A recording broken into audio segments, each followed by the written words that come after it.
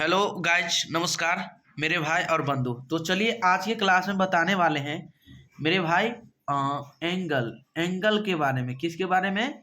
Angle के बारे में। एंगल का हिंदी क्या होता है? कोण। क्या होते हैं? कोण होते हैं। क्या होते हैं? एंगल का हिंदी क्या होते हैं जी? कोण होते हैं।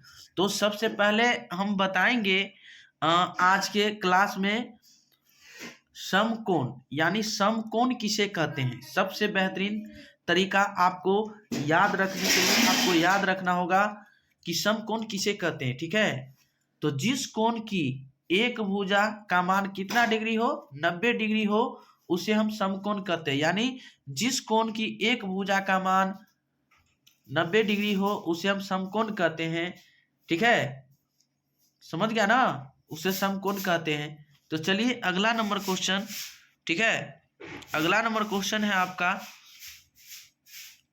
दूसरा, न्यून कोण। यानी न्यून कोण किसे कहते हैं? जो यानी ऐसे भी कह सकते हैं कि जिस कोण की माप 90 डिग्री से कम होती है, जिस कोण की माप 90 डिग्री से कम होती है उसे हम न्यून कोण कहते हैं। क्या कहते हैं? न्यून कोण। जिस कोण की माप 90 डिग्री से कम हो उसे न्यून कोण कहते हैं। चलिए अगला नंबर क्वेश्चन है आपका, यानी अधिक कोण के बारे में। क्या किसके बारे में पढ़ेंगे जी? अधिक कोण के बारे में। ठीक है, तो अधिक कोण किसे कहते हैं बताइए?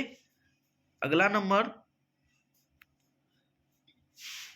आपका उत्तर में किसी कोण की माप 90 डिग्री से अधिक, यानी 90 डिग्री से अधिक और किंतु 180 डिग्री से कम होती है उसे अधिक कोण कहते हैं।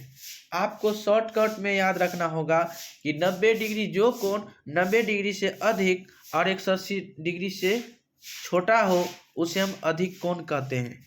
ठीक है, उम्मीद करते हैं कि याद हो गया होगा आप लोगों को। चलिए अब बताते हैं, आपका क्वेश्चन है 4 नंबर कि पूर्ण युक्त कोण किसे कहते हैं। यानी पूर्ण युक्त कोण किसे कहते हैं तो बताइएगा, जो कोण दो समकोण से बड़ा, यानी जो कोण दो समकोण से बड़ा किंतु 4 समकोण से छोटा होता है उसे पूर्ण युक्त कोण कहते हैं। बताइए, याद हो गया ना? ऐसे भी आप अपना भाषा में भी लिख सकते हैं, दो समकोण से बड़ा किंतु यानी जो और समकोण यानी छोटा होता है उसे पुनयुक्त कोण कहते हैं। आप लोग कॉपी में इसे नोट कीजिए और इसे याद करना चालू कर दीजिए। ठीक है ना? बताइएगा 5 नंबर क्वेश्चन है आपका, रिजु कोण। यानी रिजु कोण किसे कहते हैं? रिजु कोण किसे कहते हैं बताइएगा, जिस कोण की माप 180 डिग्री के बराबर हो, यानी जिस कोण की माप 180 डिग्री के बराबर हो उसे रिजु कोण कहते हैं। रिजु कोण किसे कहते हैं बताइएगा, जिस कोण की माप 180 डिग्री के बराबर हो उसे रिजु कोण कहते हैं। याद हो गया होगा, उम्मीद करते हैं याद हो गया ना? बताइएगा। अब आ गया आपका क्वेश्चन है कि कोटि पूरक, यानी कोटि पूरक कोण किसे कहते हैं। कोटि पूरक कोण किसे कहते हैं ध्यान दीजिएगा।